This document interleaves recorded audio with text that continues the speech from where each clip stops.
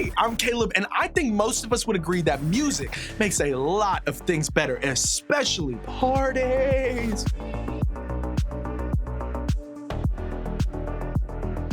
But can you imagine a party with no music?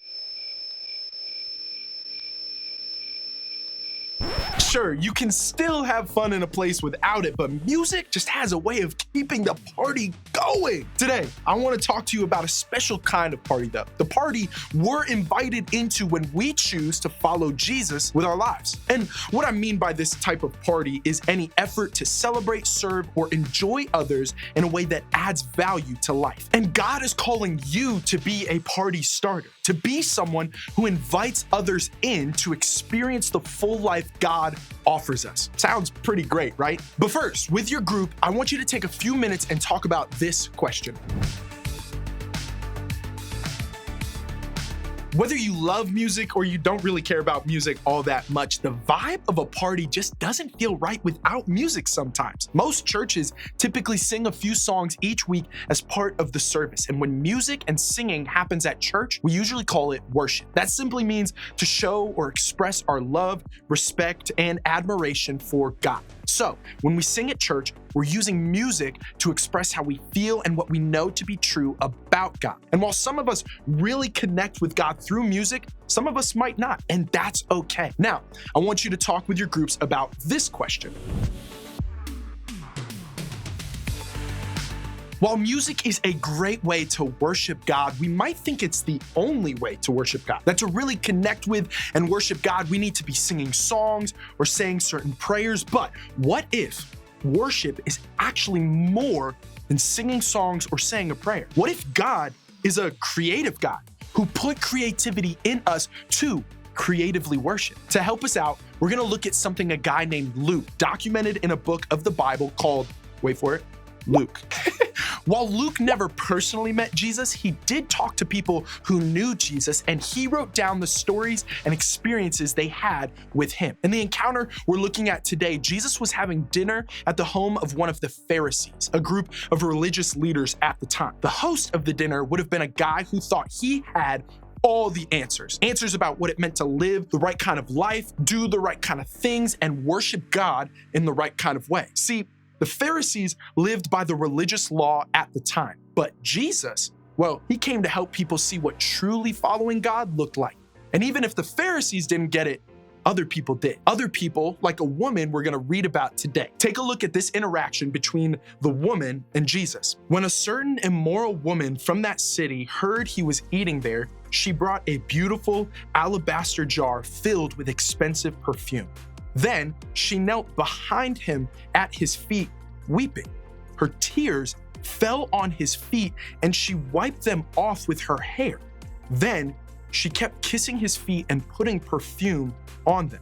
If this sounds a little unexpected, that's because it was, okay? First of all, women during this point in history were considered very low in society, unfortunately. So the fact that this woman not only showed up at the Pharisees' home, but that she approached and touched someone like Jesus would have been a huge deal. With that, this particular woman didn't have a great reputation. The Pharisees even called her a sinner. To the Pharisee, all of that meant one thing. This woman shouldn't have been able to worship Jesus. In his eyes, she didn't even deserve to approach him, let alone fall to her knees and worship. But that's exactly what she did. Back then, washing the feet of someone else was considered an act of service. So when this woman knelt before Jesus and did just that, she was serving him. And more than that, she was getting creative to do it. She used what she had, her perfume, her hair, her tears, to worship Jesus however she could. Here's one of the things I think is so cool about her encounter with Jesus. This woman's act of worship wasn't necessarily practical or purposeful or even traditional. It wasn't what was required of her. It wasn't even what was expected of her. She may have had a million reasons why she shouldn't have done it, but she did it anyway. See, she chose to do two things here. First, she didn't let anything distract her from pursuing the full life she knew Jesus was offering. And second, she got creative. She used what she had to worship God in a creative way. And I love that because God is a creative God. You see, God modeled creativity for us. Think about the way God made the world. Let's just talk about colors for a minute, okay? God could have made everything black and white, but God chose to give us a rainbow of colors, shades, and tones instead. Or think about nature. Can you guess how many species of plants and animals there are? It's around 8.7 million species, though only 1.2 have actually been identified. What? God could have just called it a day after like 100. That's what I would have done. But instead, God made millions of uniquely beautiful things to fill our world. I mean, have you ever seen a platypus? God definitely needed creativity to come up with that beautiful thing. What about people? Talk about creativity. We're all made so uniquely beautiful and diverse, and that's because God's creative design. We all have different hair colors and textures. I like curly.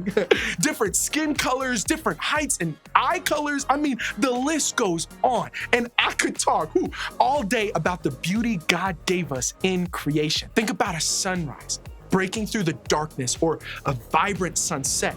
Think about the stillness of mountains or the rush of a waterfall. Think about how big, massive, the ocean is and the endless sky above you.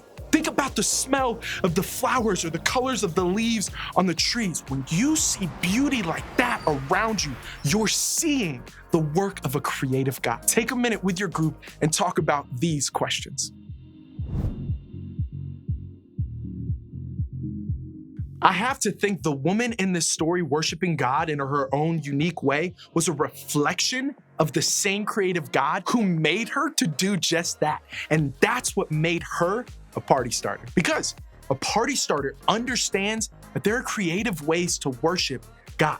See, the way God used creativity to make every detail of the world beautiful gives us permission to do the same in our lives. We are made in the image of a creative God, which means we can be creative too. We can find ways to enjoy beautiful things in the world. So many things we do and the things around us can be used to worship God in new, creative ways. And that's what reflects God to the world. Let's go back to the woman who found a creative way to worship Jesus. What happened as a result? Well, look at how Jesus responded. I tell you, her sins, and they are many, have been forgiven. So she has shown me much love.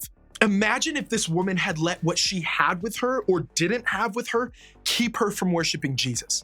Not only would she have missed the opportunity to receive his love and forgiveness, but we wouldn't be talking about her today. This woman's act of creative worship made her a party starter. And the same can be true for us because a party starter understands that there are creative ways to worship God. So, what does that actually look like? You can start by thinking about ways you can creatively worship God.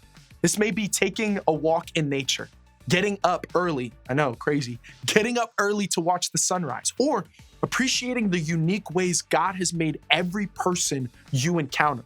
Or it could mean finding a way to make something you enjoy feel more like worship. Maybe that's painting or singing or playing a sport or doing a TikTok challenge with your friends. I don't know. But for the next few minutes, you have the opportunity to try this out. Go ahead, spend some time talking with your group about what this could look like in your own life. And then take a few minutes to creatively worship in a few new ways together.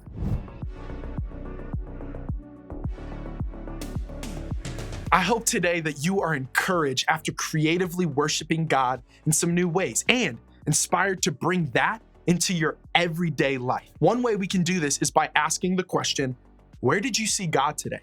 We can experience God's Spirit in our creativity or in the world around us or in the things and people we see.